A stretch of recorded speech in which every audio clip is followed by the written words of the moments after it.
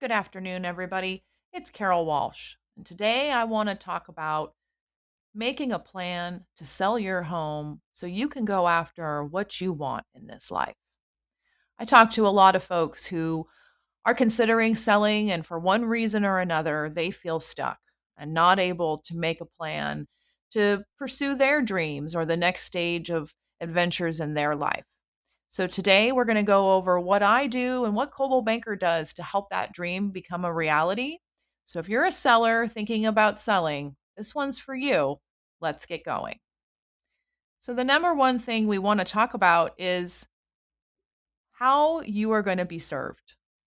My entire reason for being here is that I'm here to help people make their dreams become a reality. And so many of us in life are dependent on other people to help us reach our goals. And that's what I'm here to do in terms of selling your home. And what we want to really talk about is how can we market your home to as many people as we can? And how can we make it look the best? And then also, how can we make a plan for you in your next stage of life, the next place that you're going? We're going to start with positioning your property. We've got to think about how it sits compared to the other things in the market. Is it better? Is it worse? And we're going to have a lot of conversations about how we can put your property's best foot forward. One of the biggest issues that a lot of folks have out there is there's some deferred maintenance. They maybe have had some struggles in their life. Maybe they had some difficult times. And so things need to be repaired or freshened in order to really capture a buyer's attention. These days, buyers are a little wary of taking on big projects. And so we want to remove any kind of objections we can from their list of concerns. And so maybe you don't have the money to do those things up front. We have a fantastic program exclusive to Coldwell Banker called Real Vitalize. And it allows us to invest in your property with no cost to you, no fees, no interest, and it gets paid at the end of escrow when the property is sold. So that can cover things like simple repairs to things like staging, new floors, painting, lots of different examples where it can make a big difference on your property selling quickly and for more money rather than going with these existing issues. And one of the things about Real Vitalize that's really great is that I'm part of this whole management process. I have a background in construction management. I'm currently in a historic preservation program emphasizing the project management side of this business. And what we want to do is make sure we give you enough time for you to complete the steps that we need before your property needs to go on the market. So if we do want to do work like painting or new floors, we have to make sure we've got enough time to accomplish those things. Now, we've done a bunch of work on your house to really make it shine. There's nothing worse than bad photos. So, we're going to make sure we have really great photography that showcases your property in the best possible light. We are going to have a drone video, maybe if it's a country property or something where we want people to really see the land. So it's really critical that we share that first look because so many buyers will swipe right past your property if those photos are bad, and we're not going to do that.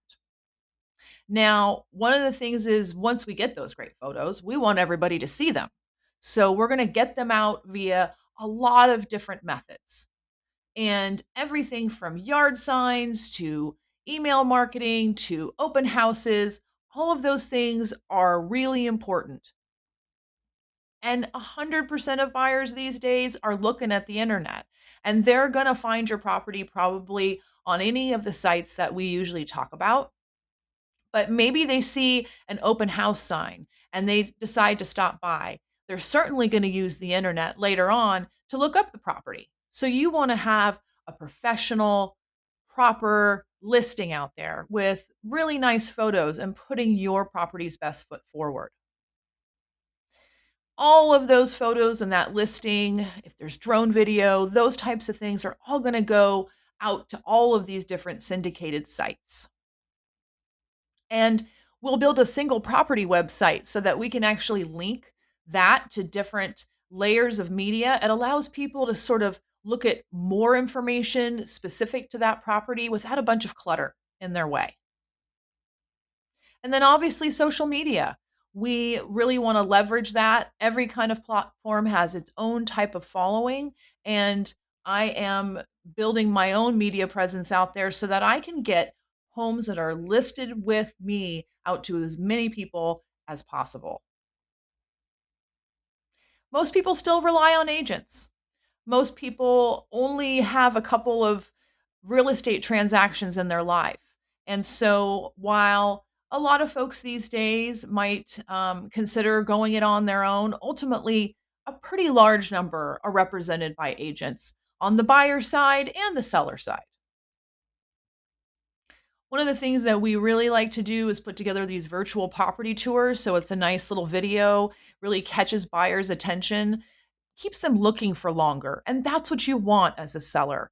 You want them to start to imagine themselves in your home. And we'll put together really nice brochures that we'll have at our open houses so that when people are touring around and they leave and they're thinking back about what they saw, it leaves them with a great impression. A lot of times we find buyers who might just be in the neighborhood. And so we'll do a lot of direct mail outreach when the house is getting ready to be listed. And I can't tell you how many times we have had people who maybe they just didn't see it for whatever reason, and they respond to that. Broker open houses are great. A lot of agents love to sort of get the jump on what's coming on the market, and they've got buyers out there ready to go. So you want to build as much of that excitement as you can. Most people go to open houses, even if they're not ready to be a buyer yet. At a certain point, folks have had enough open houses to know, I think this one might be for me. And having that exposure to your community is rippling through. So maybe it might not be that person, but they might tell somebody in their family who tells another person, and that person might be your buyer. What we want to do is hit as many points of the public as we can. So whether that's virtually, whether that's having private showings, whether those are those open houses that we've talked about. And we really want to emphasize that when you're listing with me with Coldwell Banker, this is not just a one stop. We're going to sign a contract, we're going to do a few things, and our relationship is over.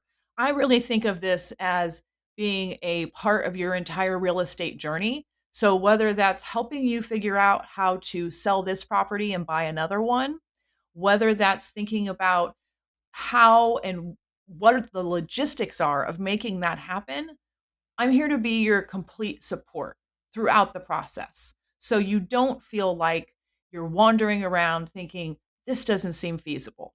I'm here to help make it feasible. So we have a lot of other integrated services that we can help with, whether that's great mortgage folks, whether that's title services. We really want to make this a one stop shop where you feel less stress, more empowered, and focused on what your actual dream is.